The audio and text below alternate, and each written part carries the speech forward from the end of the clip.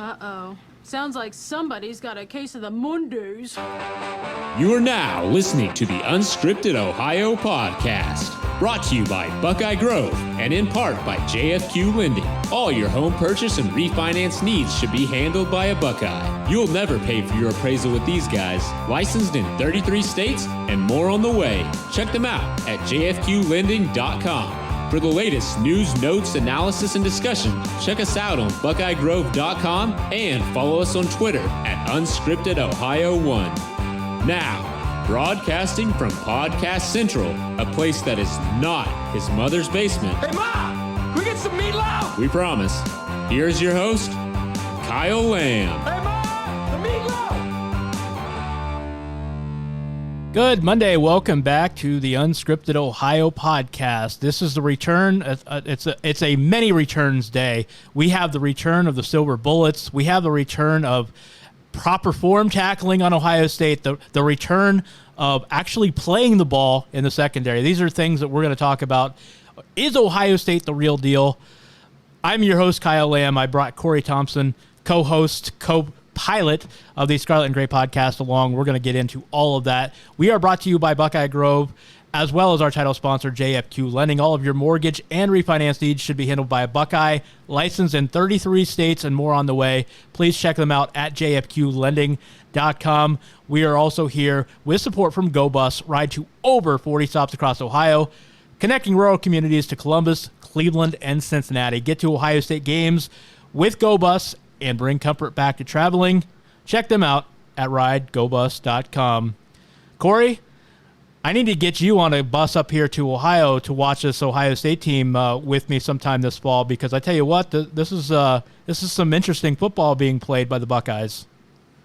Oh man, we're having so much fun. It's just so much fun to watch a team legitimately improve week by week, it seems.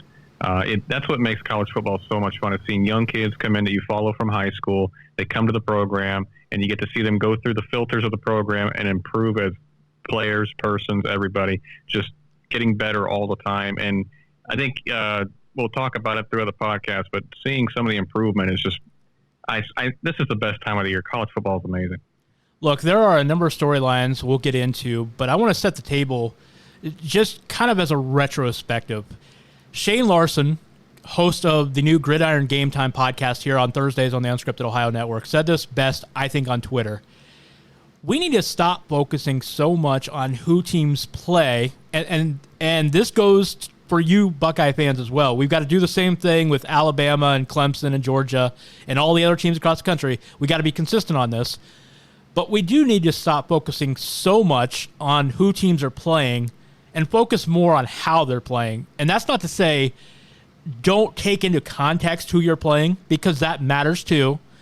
But at the end of the day, you got to look at a team, and when you throttle Cincinnati and Indiana like Ohio State is doing, for instance, average teams are not playing that well. Average teams don't do what Ohio State did to Indiana over the weekend, 51-10, and the only touchdown they got was just a trick play. And Ohio State bit, those points count, but Indiana was not conventionally able to put the ball in the end zone against Ohio State. Corey, I agree with Shane wholeheartedly on that point. I think we need to focus more on just what's happening in front of us. Yeah, I agree. I think Shane hit it on the head. I understand that we get some out there, not everybody. Every poll I've taken with regard to Ohio State on Twitter, I get about 75 or 80% really good fans of the fan base. There's always that 20% or so that, or maybe even less, but just will say things along the lines of, well, I'll just wait for them to play a good opponent before I actually judge them. And I think to myself, okay, are you just really, the only time you enjoy Ohio State football is when they play extremely dominantly against a quality opponent? Because then I got to tell you, I don't think football is for you, because that just doesn't happen that often, no matter who you are. So I'm just enjoying watching us go against these teams that we are infinitely more talented than, and actually showing it on the field. Even though we're making mistakes, we're still so talented that we're being so dominant. And Indiana's a team that has notoriously given us trouble even under the great Urban Meyer. And yeah, we went into Bloomington and just, we're going to flick you off like a gnat. That's the thing that I was impressed with the most on Saturday. And I think I made a tweet about it early in the first half, maybe in the second quarter. It's that Ohio State made a lot of self-inflicted mistakes in the first quarter and early in the second quarter. They had a lot of penalties. They had a few drops. Justin Fields wasn't the sharpest as far as accuracy in the first half. They missed a field goal. They weren't playing perfect football, but despite all of that, Ohio State was able to go up on the road against a decent, not a great, but a decent Indiana team and just absolutely smack them in the mouth.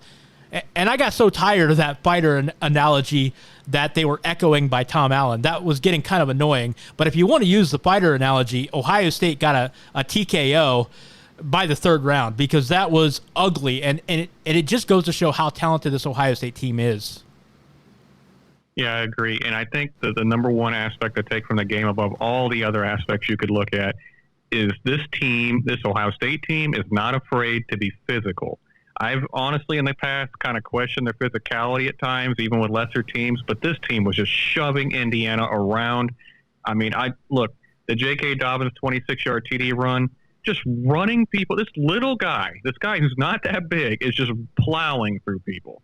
I loved the offensive line pushing the defensive line 2 yards off the line of scrimmage. I was noticing in the first series, I was talking to our friends saying, are you kidding me? This line's just pushing them off the line. I haven't seen that consistently for quite a while, and it's just so much fun to watch. And how about J.K. Dobbins hitting the holes like he was? He made a few mistakes in terms of cutting back and not seeing the field well enough, but for the most part, I mean, he was really, really good. And I would say the biggest stop that Indiana made all day against Dobbins was the ref getting in his way when he went to cut back. It looked like he was going to be off to the races. It had the ref not been in his way, but that was about the biggest stop they had all day against him.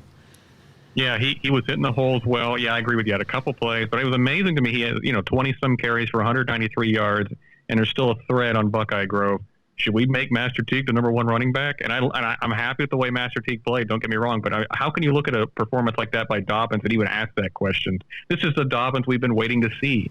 This is the Dobbins who's finally slowing down and realizing, look, the offensive line will do the job for you. You don't have to make 10 guys miss. The line will do the job. Follow the plan. Follow the hole, and you will get yours. And he's proving that. But Indiana is a defensive-minded team, and we did that on them. Yeah, the answer to that question is absolutely no. You don't make Master Teague the starting running back. Dobbins has earned his role back if there was ever any question about it in the first place. But I will say this, Master Teague is coming. He will be arriving at Ohio State very soon full-time.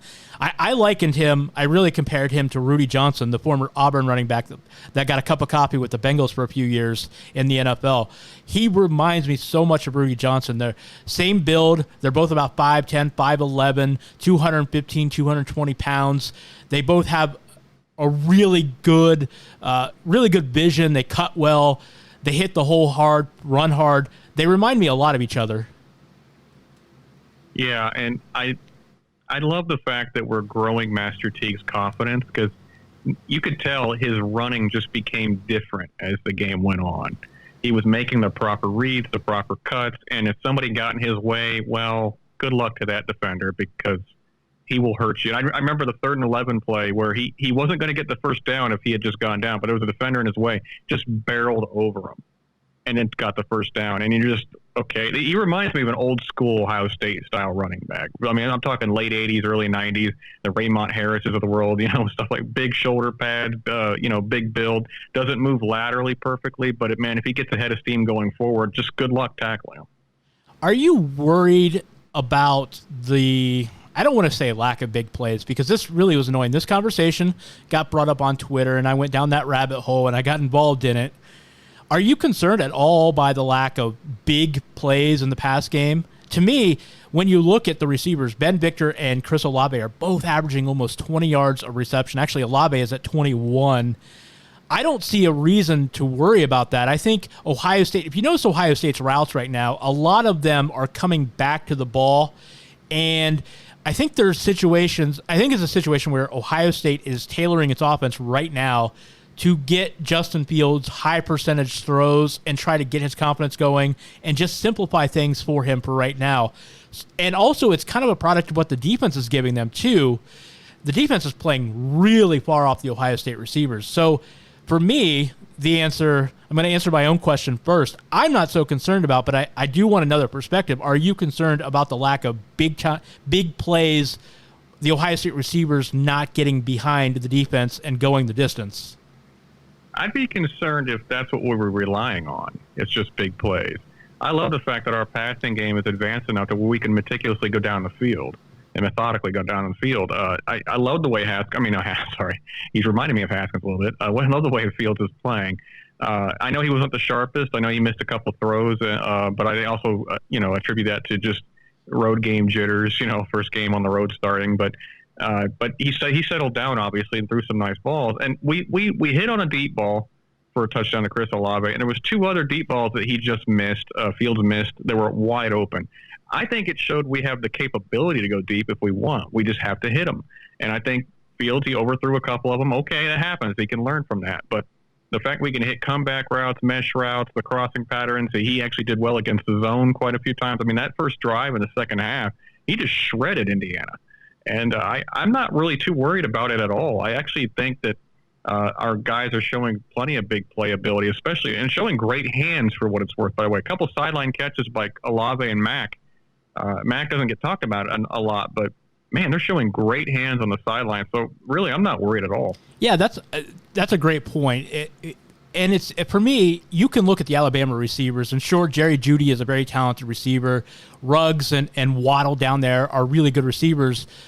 But Olave and Victor are averaging just as many per catch this year. And the thing about Ohio State is they're not running the same type of routes. Alabama, they'll do wide receiver screens and slants, and then they'll throw the deep ball. These are all things that are basically just designed to get the receivers in space and then go forward with the ball. They're straightforward routes.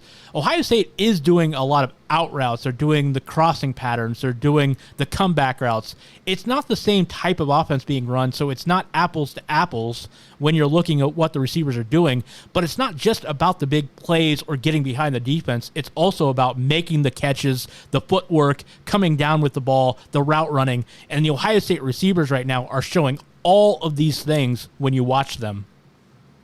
Yeah, and I would say the only thing we're missing a little bit of, and maybe it develops as the year goes on, but we don't have quite that alpha dog that everybody just knows is the guy when you think of Ohio State receivers, but like a Justin Ross for Clemson or Jerry Jeudy for Alabama. But as a collective group, we're spreading the ball around really well. I think they're all very talented, all playing really well. Benjamin Victor's taking his game to another level this year. We've all been waiting to see it. Chris Olave is back. He's on progress to be as great as we know he can be. Mack is playing pretty well. KJ Hill is steady. I don't know. I like the fact that we have a collective group of guys that are all very good, and we don't have like a weak link in that process. And the scary thing about it is you mentioned all those guys, and we can't forget about Garrett Wilson, who's going to be in that group by the end of the season. Exactly. They tried to get him the ball a little bit more late in the game, but it's sometimes just not working out for you in the rotation because I don't think we needed to really throw the ball too much against Indiana anyway. So, on the defensive side of the ball, your favorite punching bag over the last 2 years, Damon Arnett, is becoming... No, you're wrong. It's tough for one. Okay, second favorite punching bag the last 2 years, Damon Arnett. Let's make this the top of this defensive segment an ode to Damon Arnett, because you mentioned it on Twitter when we were talking about this. Teams are still throwing at him, and it's not so much at this point. I don't know that they're trying to pick on him as much as it's the lesser of all evils. Because are you going to throw at Jeffrey Okudah? Are you going to throw at Shaun Wade? The answer is probably no.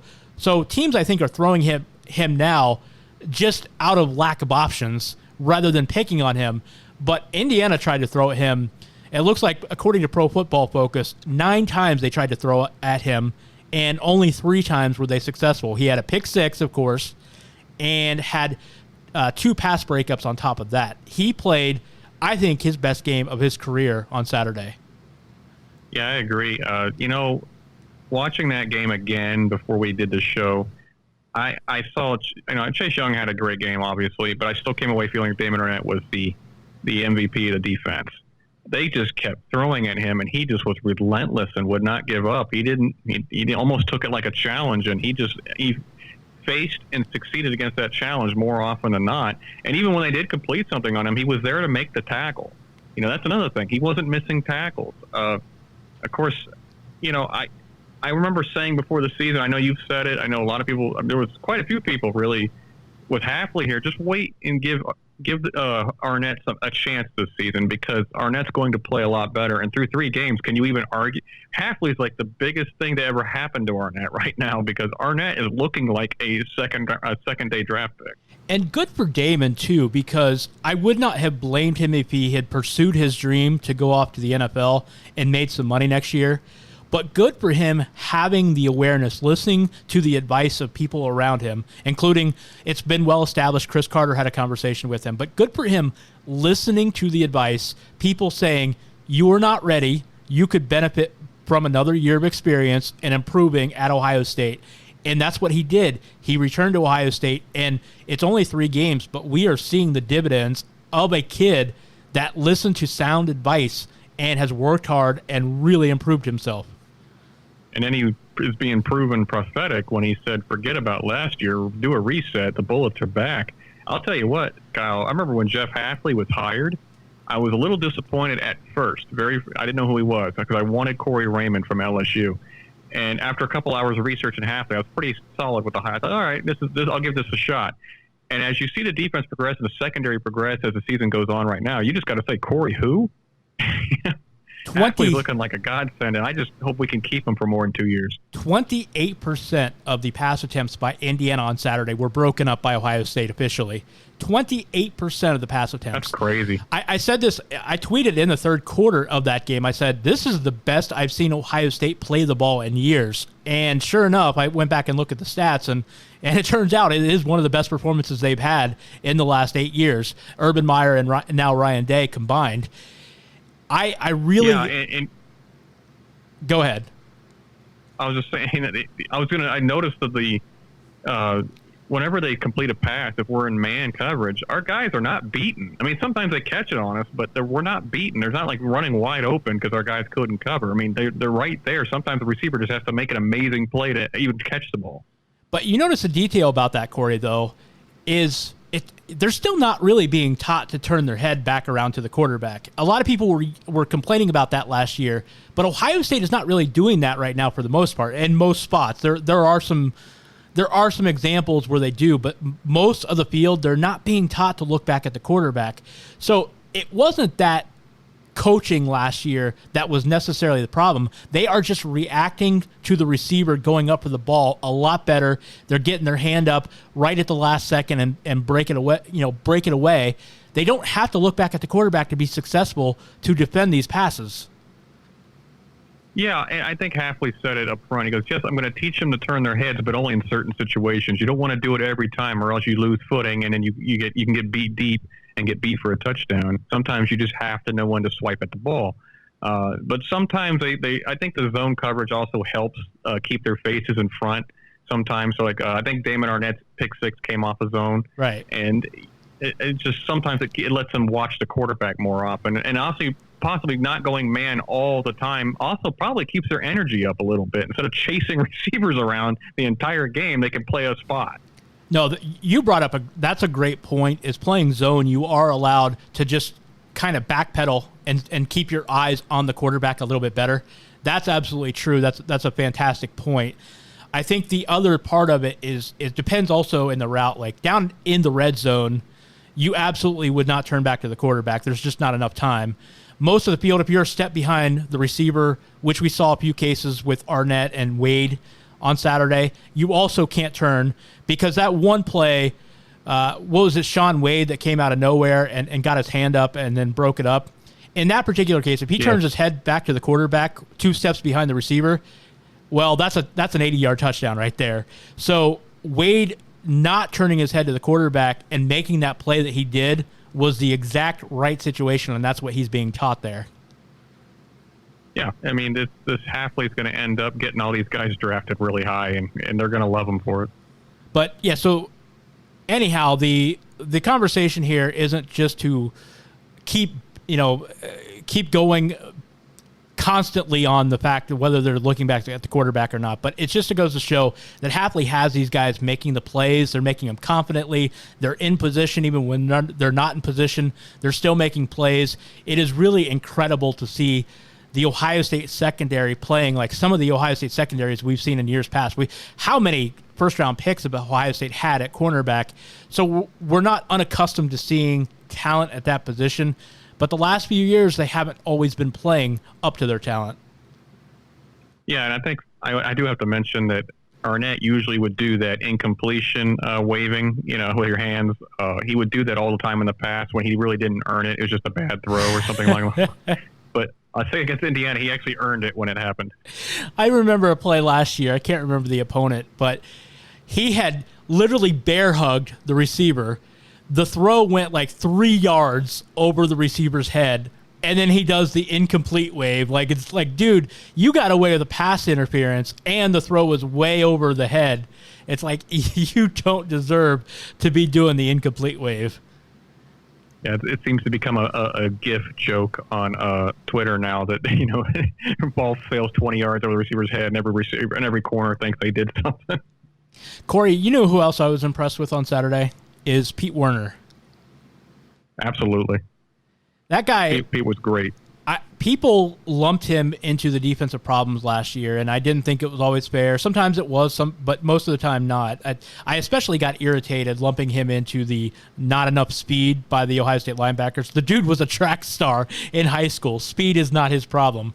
But what's really impressive is we've known he could make some plays in open space, but we're seeing him be more physical and making great plays against lead blockers. And there was no better example than on Saturday on that 3rd down and 2 when Peyton Ramsey keeps the ball to the boundary and Pete Werner takes on a blocker with his left-hand shoulder, maintains position.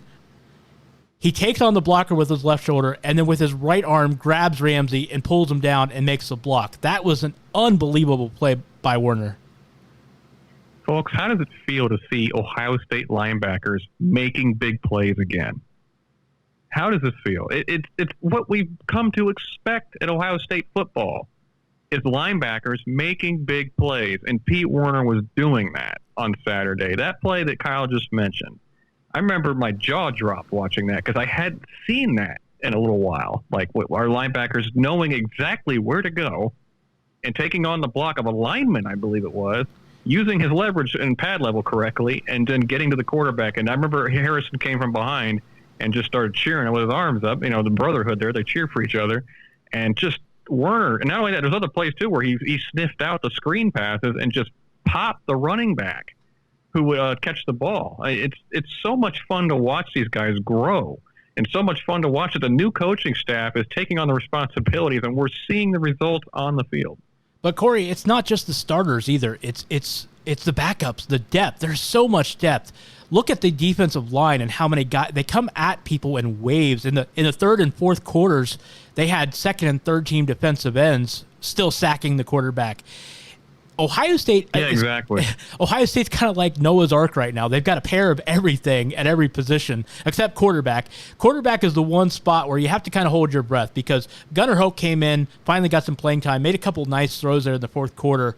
But at the end of the day, Gunnar Hoke is not Justin Fields. So you have to hold your breath and hope Fields stays healthy. But with the exception of quarterback, every other position on the field, Ohio State has at least a pair of productive players right now.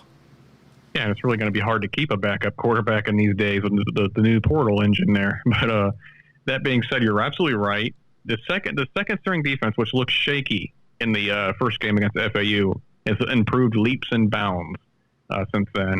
And you love seeing Zach Harrison get his first sack, and he used proper technique and leverage to do it, and he just killed the quarterback. I mean, that poor quarterback didn't see it coming. Just killed the quarterback. Tyler Friday, I mean, you and I were talking about it before the recording. He quietly had a really nice game. I just think the future is so bright. Even Baptiste got in there, got a sack while getting held. So it's just the amount of depth on this team is incredible. And the fact that and another thing people complain about blowing out weaker teams. That's a great thing about blowing out these teams is these guys can get valuable playing time right now for later in the season when the schedule gets harder. Well, and I really like what they got going on at linebacker because the emergence and consistency of Baron Browning has allowed them to put themselves in a position where they can have Tuff Borland come in on early rundowns and play the run really well, and then Baron Browning can play it on longer downs like 2nd and 15 or third down passing situations. And it really that versatility allows that defense to be so much better, not just this year compared to last year, but just in general. This, I think, is a really optimal situation for them. Browning was playing corner at times against Indiana. He would shift out and he would play on the. I don't think it was the running back more often than not, but I think at least one play I saw was on a receiver, and he'd be backing off obviously because you don't want him playing bump and run coverage with the receiver when he's not experienced in that position. But that's how athletically they know he is he can play corner at times, just like we saw Pete Werner drop back into deep safety at times. That's how athletic these linebackers are. That's pretty frightening. It is one of the faster Ohio State defenses I've seen early in the year. It's not to say it's the best. There's a long way to go for that. Again, we will take the grain of salt considering the competition. We're not going to base this only on the competition, but we have to take it into consideration. So I'm not ready to say it's anywhere near like the 2002 defense or the way 2014 defense was playing at the end of the year. It's not there yet. Remember, the 2014 defense wasn't the 2014 defense the first half of the year. That was a growth process. Not. They got there last end of the year. Yeah. And Wisconsin obviously was the coming out party for that defense. It was. That was a maturation process. It was a growing process. It took a while to come to where they ended up at the end of the season. So we don't know where this defense is going to end up. But I will say early in the year, this is as fast a defense as I remember. It's so much fun to watch a defense that, when the offense sputters a little bit, like they did in the first quarter, sputters just a little bit, shoots themselves in the foot a little bit because you have so many new moving pieces on the offense. To see this defense, which is very, very, very, very experienced, come together and actually just, hold teams off and, watching us miss the field goal and then the defense comes out and forces them a 3-and-out right away. It's just watching a complete team. It's so fulfilling because it hasn't been that way for at least last year. It definitely wasn't. Watching a complete team is just so fulfilling. Corey, where is this Ohio State team in the hierarchy of college football? Based solely on what we've seen with Alabama not playing a great schedule, Georgia not playing a great schedule, Clemson, honestly, not playing a great schedule. And to be honest, I have issues with the Clemson offense. We'll talk about that in a minute. Where do you put Ohio State in the hierarchy right now? Well, I know you've got a top 10, and we're going to get into that in a few minutes as well. But I am curious, just Ohio State specifically, how do you stack this team up? The way they're playing right now, they're in the elite. Usually I would put them a notch below Bama and Clemson, but right now they're up there with Bama and Clemson, the way Bama and Clemson are playing currently. I think Ohio State can play with anybody right now, the way they're playing. Yeah, look, Clemson's defense, it's fast. It's scary. I'm going to give it credit. I don't think their defensive line is as good, but what they're doing this year that makes them equally effective is they're blitzing the house. Their defensive line isn't getting as much 4-on-4, 4-on-5 pressure, but they're just bringing the ranch, and teams aren't able to have an effective passing game or a run game against them because of it. But that being said, their offense really has not been very good consistently. The Travis Etienne is good. There's no doubt about that. But Trevor Lawrence, 5 touchdowns, 5 interceptions, only a 61% completion percentage. Their offense really has kept teams in the game, especially Syracuse. They kept Syracuse in the game a little bit because they couldn't put them away and sustain drives. Yeah, I haven't been too impressed with Clemson's offense. Trevor Lawrence being deemed the next Tom Brady is a little bit premature. I think he obviously has the talent to be a great quarterback. That's not in dispute, but he's not showing it right now. Right now, if you want to say a quarterback's playing better, Tua's playing better than Trevor Lawrence. I think Justin Fields is playing better than Trevor Lawrence. There's a lot. Jalen Hurts is playing better than Trevor Lawrence. So, Clemson, I still put them at the top because they're defending champions and Dabo's proven himself. So you can't, even though they haven't played phenomenal, you can say that, well, you expect them to come around. They're going to coast through this schedule anyway because this is such a joke of a schedule. And I'm not even sure why ESPN was trying to hype up Syracuse versus Clemson anyway, when Syracuse had just gotten carpet bombed by Maryland. So it's honestly, it's not even worth watching Clemson this year because they're not going to have a real challenge until the playoff. Somebody asked me this: is the ACC as bad a power conference as we've seen in the last 10 years? They might be the worst. Florida State is so bad right now. Virginia is their second best team. Yeah, I was trying to think about it. There were a couple years there, a few years ago, the Pac-12 was up there. I know 2 years ago they didn't win a bowl game, but I still don't think from top to bottom that year, taking all the games into consideration, I'm not sure the Pac-12 was as bad as the ACC is right now. Like you said, Virginia seems to be the clear number 2 team, and Virginia, no offense to them, but I don't think they're anything resembling a top 25 team. No, and they're not a team that would put the fear of God into a team like Ohio State, Alabama, Oklahoma. So right now it's Clemson and everybody else, and they might as well start doing the SEC thing where they just cheer for Clemson. The rest of them just cheer for Clemson to make the conference relevant. I'm only half joking when I say this, but if Clemson loses a single game, doesn't matter when, on their schedule, can you justify them being in the playoff? Yeah, you still can, in my opinion. I still thought Ohio State 2015 should have been in the playoff, but I mean, sometimes you slip up. I don't think they will. They have so much talent. I just can't see. I don't know who they slip up to. There's nobody really good enough. NC State, I just don't see anybody. I can't see them losing a game, but if they do, it's going to be a bad loss, whoever it's to, right? You have to look at it as a bad loss, no matter who they lose to the rest of the way. You have to look at it as a bad loss. If they lose to somebody like we lost to Purdue last year, I don't even want to hear a playoff for them. That's how I look at it. But the 2015 example is a great example because Ohio State was a top 4 team, but they didn't have the schedule. They didn't have the results to prove it. They didn't have the results to justify them being in the playoff that year because of the one slip up to Michigan State. Anybody Clemson loses to is going to be worse than that Michigan State team that Ohio State lost to.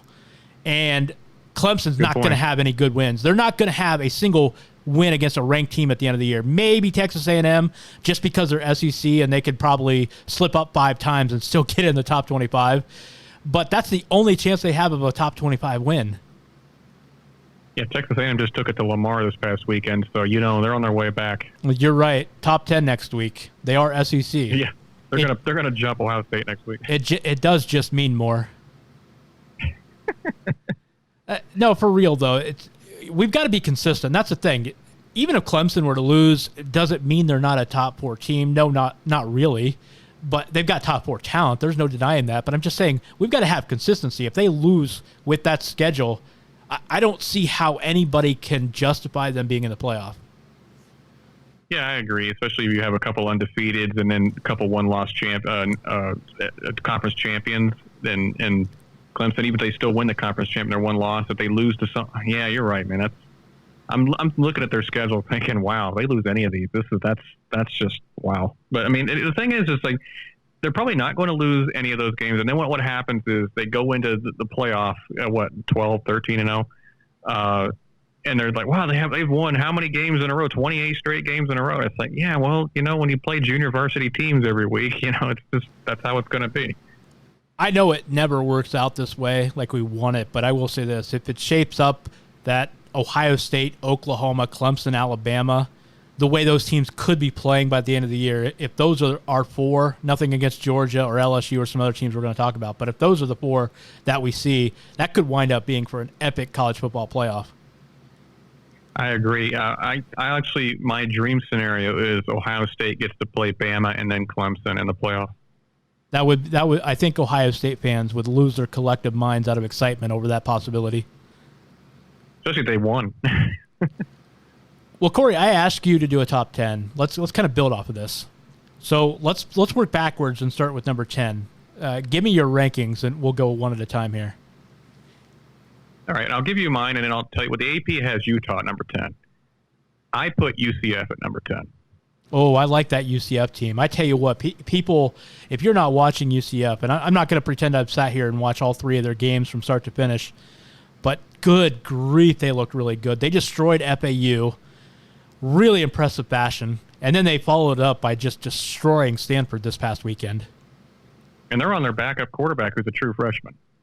Yeah, how do they keep coming up with these quarterbacks anyhow? It is amazing what they've done in that league with that program. Every time they get an injury to the quarterback, their starting quarterback, they just bring in a backup that's usually a freshman or sophomore and plays just as well as their starter. I actually think he's better than Wimbush, but Wimbush is hurt. He got hurt in the last game. This guy, I believe, and I could be wrong, I think he was Milton McKenzie's backup in high school, but I could be wrong. But this guy is really, really good. Or at least he came from the same high school. I don't know. This guy is really, really good. He just aired it out all day, and they have good receivers, by the way. They destroyed a respectable Stanford program. I know USC just did it the week before, so you're kind of suspect on Stanford, but still, it's a respectable Power 5 program that went to Orlando, and UCF just was up 38-7 out of nowhere. So I'm sorry, but they've won. They haven't lost a regular season game in 2 years. How do you have them not in the top 10? I wish UCF was in the ACC instead of like a Georgia Tech, so we could actually see Clemson get a legitimate ACC opponent this year. That'd be fun. Yeah, that'd be a lot of fun. UCF. I've been screaming for UCF to be in the Big Ten for years. I'd love to have that Florida pipeline in the Big Ten. Hey, the Big 12 might as well put them in. They've been talking about it for a couple of years. They might as well actually do it because the UCF would actually upgrade the Big 12 right now.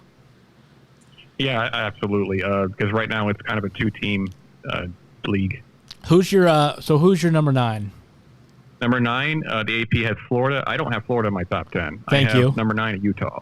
Yeah, just because I don't necessarily even want them in my top 10, but I look at the rest of the teams and think, you know what? I'll give Utah some credit. They were predicted to be tough before the season. They have Zach Moss. They have a good team out there. They don't even really air it out that much. They just beat you, but the old-fashioned way. Good defense and pounding the football, and they're looking pretty good so far. They're 3-0. I'll give it to them. I'm still not sure what to make of Utah's offense, but I really like their front seven on defense, and they're kind of an opportunistic program right now in that they've got a really good chance of winning the Pac-12, not necessarily even just because of whether or not they're a top 10 team. It's just that schedule sets up really nicely for them to run the table. Absolutely, and the Pac-12 at least it looks a little bit better this year than usual. I know UCLA is terrible. USC is average at best. But Washington's pretty solid. I know they lost to Cal. Cal's looking a lot better. Washington State, of course, with Mike Leach is looking really good. So I think it's a lot better than the ACC. Well, Corey, it is maybe better than the ACC. Although, did you see that stat I posted about comparing conference records? I did not. Okay, Pac-12. You want to take a guess what their record is against Group of 5 opponents this year? Uh-oh, I'm a little worried. You should be. You really should be. They are 10-7 against Group of 5 opponents. Yikes. Yeah, so the Pac-12 might be better than the ACC, but that's damning with faint praise if that is in fact the truth. So neither conference is great. We can admit that. Insert the Simpsons meme of Homer Simpson climbing back into the brush after hearing that stat. Yeah, exactly. I need that right now. Yeah. Who's your number 8? Can I change it real quick? No, I'm kidding. I'll go with number 8, though. The AP has Auburn. I don't have Auburn in my top 10 simply because they haven't looked good, in my opinion. And Bo Nix, I think you brought it out. It's like, can we calm down on Bo Nix a little bit? His stats were not great. And Auburn honestly struggled with even Tulane a little bit. I'm not really sold on them yet. Notre Dame is my number 8 just because out of default almost. But I think Notre Dame, at least they didn't have a great first game for what I understand, but they bounced back and crushed the team they're supposed to crush. So I'll have to give them the benefit of the doubt. Plus, they were a playoff team last year. They gave Clemson a tougher game than Bama did. And I'm just going to go ahead and give them the benefit of the doubt and keep them at number 8. Yeah, I like that. I'll resist the urge to get started on my Bo Nix diatribe. He's averaging 6 yards per attempt after 3 games so far, so I'm not going to get started on that. Yikes! But I know it's really amazing, and he just crept over 50% completion percentage after the win against Bowling Green. He was actually at 48%. But the win this past weekend, actually, I said Bowling Green, Kent State is who they played this weekend. But after the win over Kent State, he just crept over 50% completion percentage and 6 yards an attempt. So Kent State was making that a game for a while. They were. They just couldn't stop the run. Auburn really killed them as the game went on with the run, but they weren't really passing that well.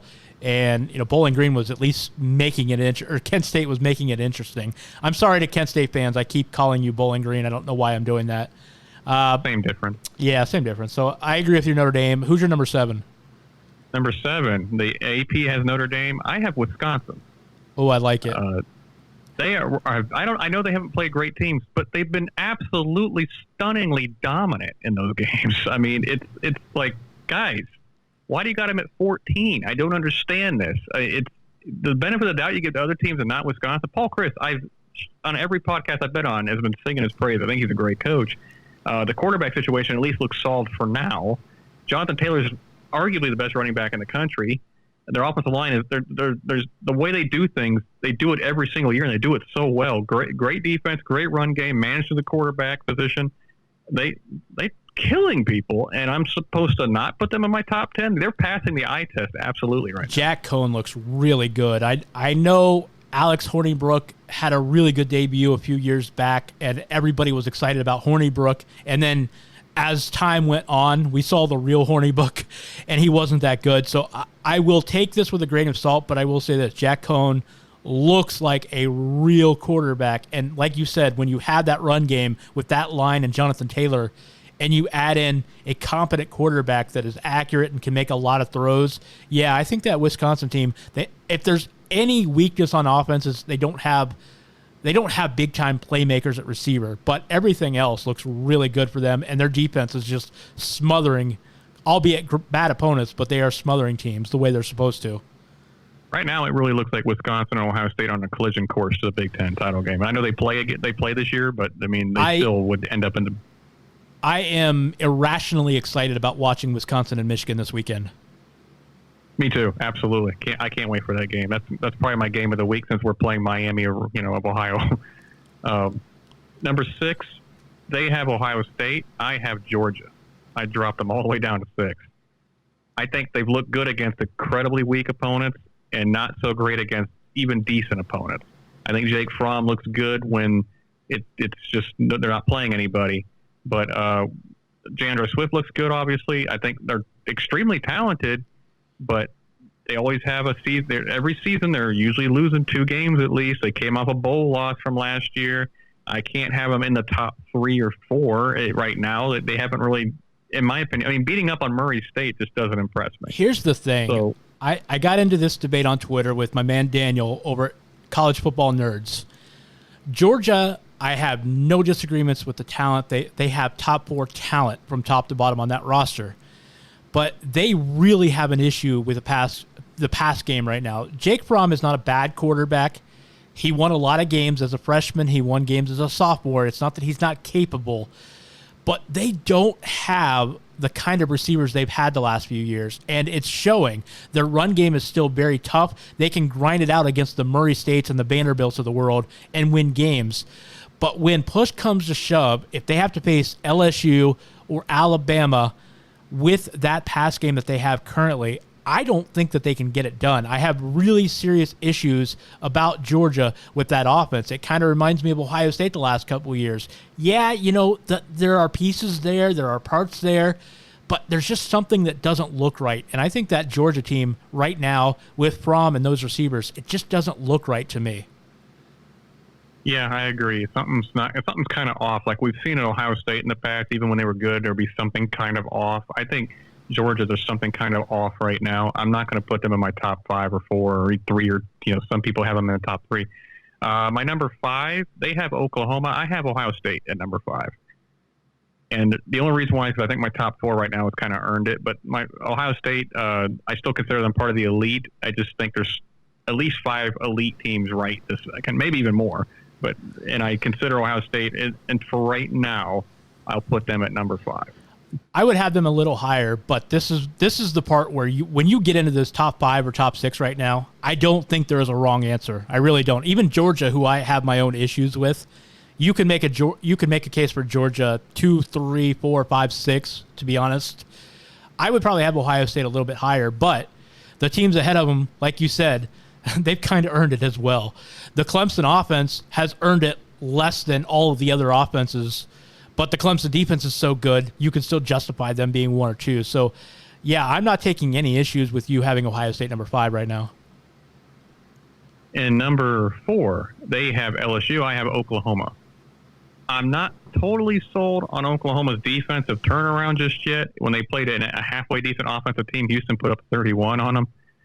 UCLA is terrible. I mean, they're just awful.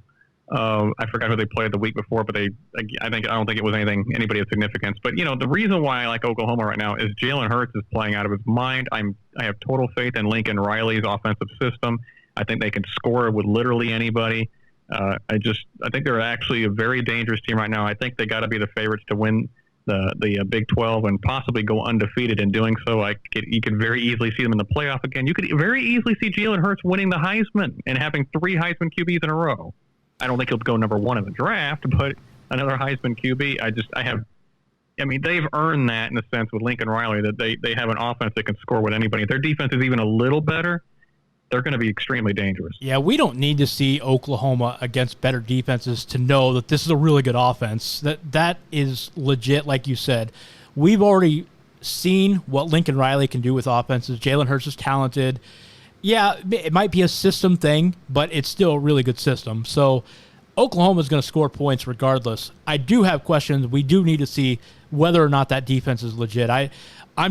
I'm thinking right now that defense is probably just okay. They're going to outscore a lot of people, and that's probably good enough in the Big 12, other than the fact that they're going to have to face Texas potentially twice. So that'll be interesting to see what Oklahoma does defensively against teams like that. So who's your number 4 then? Oh, Oklahoma's number 4. Number 3 is they have Georgia. I have LSU at number 3.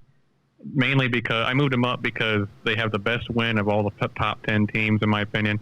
Going into Texas, I'm not a Tom Herman fan, but he is a good coach.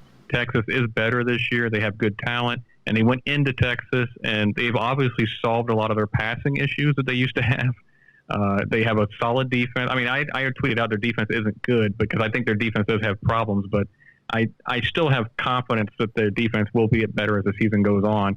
But Joe Burrow is playing out of his mind. I'm happy for Joe, by the way. But LSU right now, I think they're a real threat to knock off Bama. Well, and Corey, I'll point out, too, that LSU, even against Texas, only allowed 2 yards a carry. And despite the fact that they did give up over 400 yards in the pass game, they still only gave up 7 yards an attempt in that game. So it wasn't a good defensive performance necessarily, but it really wasn't as bad as the total yards sounded either. So I really think people are going to have a hard time running on that LSU team. And is their secondary as good as we've seen in the past? Maybe not. But it's a really good defense that, like you said, all of a sudden, hey, their offense actually has a real-life, true passing game. So, yeah, I think I would probably have LSU. Maybe I would have them behind Oklahoma, maybe not. But maybe I would even have them behind Ohio State. I'm not sure. But I really do like that LSU. They're a legitimate top 5, top 6 team. If they were passing the ball the same they had done the last 15 years, I'd say they're going to end up losing anyway. But right now, they look like they can beat anybody. And I'll just give you my top 2. Same as the AP, Bama at 2, Clemson at 1, just because I feel they've earned it. They haven't lost yet. I remember when in 2015 we weren't playing great, but we dropped from the number 1 spot. I didn't think that was fair because we were the defending champions. We hadn't lost. Even though Clemson at sometimes has not passed the eye test this year, I can't good faith drop them when a defending champion. With a sophomore quarterback that won the title last year, and Dabo Swinney, who's proven to be an elite head coach, and Bama, of course, is Bama with Nick Saban. So I really have no reason to drop either one of them. I would put Bama number 1. It's just arguing semantics probably, but I don't believe in your number 1 until you lose. And if I'm looking at just this year alone, I think Bama looks better than Clemson because Bama is playing good on defense. I don't think that they're up to past Bama standards defensively, but they're still really good defense, and that offense has been explosive, really good across the board. So I put Bama number 1 just because, again, I'll harp on that. Trevor Lawrence is not playing well. That Clemson offense is not playing well. So for me, I don't care what happened last year. I'm looking at the way they're playing right now. I put Bama number 1. But it really is semantics. Tomato. It doesn't really matter at the end of the day, but I would give the edge to Bama. At the end of the day, you just want to be in that top 4 anyway. Right, exactly. It doesn't really matter, but it's fun to talk about anyhow. Oh, yeah. It's good podcast filler. It really is. So, well, I appreciate Corey taking the time to join me, as always. We've got more football coming up this week. On Wednesday, Ross will be along. We'll talk more about what happened on Saturday. I'm sure I'll preview Miami just a little bit on Friday. I can't, like Corey said earlier, I'm not going to go into great detail about this game because Ohio State is favored over Miami by 37 points. So honestly, if this is a close game into the fourth quarter, then we're going to have a lot to talk about next week, but that doesn't mean we have a lot to talk about this week. So Corey, I appreciate it. And of course, we're going to be hearing you and Johnny on the Scarlet and Great podcast Tuesday and Thursday this week. I know, to my knowledge, you've still got a possible special guest that Johnny was supposed to have on next week or last week, but was hoping to get back on this week. So hopefully that'll come to fruition. I have no idea, to be honest with you. That's on Johnny. well, hopefully Johnny comes through. It's not his fault that he didn't deliver on it last week, but we'll see what happens. Let's be honest, everything's his fault. Yeah, we can still blame it on him. It's never stopped me before, right? No, really. You know what? I had a bad day the other day. It's Johnny's fault. So a couple of show notes. Don't forget to check out Browns fans. We've got Monday Night Football coming up tonight, Cleveland Browns and the New York Football Jets. And then Chris Drew will be along on Tuesday to discuss what happened in that with the third edition of the Dog Days podcast. Also on Thursday, we've got more college football talk with Shane Larson and Gridiron Game Time. And as I said, Corey and Johnny will be along Tuesday and Thursday with Scarlet and Great. I will be back Wednesday and Friday. All of these podcasts can be heard on the Unscripted Ohio Podcast Network, which includes SoundCloud, iTunes, Google Play, Stitcher, Spotify, and the newest platform, you can hear us on iHeartRadio. Corey, appreciate it as always, buddy. Thanks for having me, bud. That's going to do it for us. I will be back on Wednesday. Make sure you listen to Corey and Johnny tomorrow on Scarlet and Great. Have a great week, everybody. You can get new episodes of Unscripted Ohio on Mondays and Fridays exclusively at BuckeyeGrove.com or anytime on SoundCloud, iTunes, Google Play, or Stitcher. Be sure to subscribe to stay up to date on all things Ohio State.